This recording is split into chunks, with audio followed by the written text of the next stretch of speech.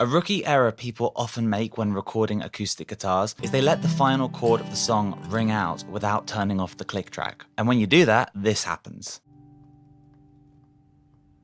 And the reason this happens is the click track is still playing, and when the guitar gets quieter, the microphone picks up some of the bleed of the click track coming out from the headphones. And this is one of the reasons it's always good to use closed back headphones when recording, not open back headphones, because closed back headphones contain sound better, leading to less mic bleed and a more controlled recording. But even really good closed back headphones like my Beyerdynamic DT150s still give you some bleed. When you're letting a chord ring out and you're into that really quiet part of the recording, some bleed of something like a click track is going to be inevitable. And the crazy thing is that in some old recordings, some old songs, you can actually subtly hear, if you listen closely, that they've left it in. But that's not good. It's sloppy. So does that mean we shouldn't play to a click track?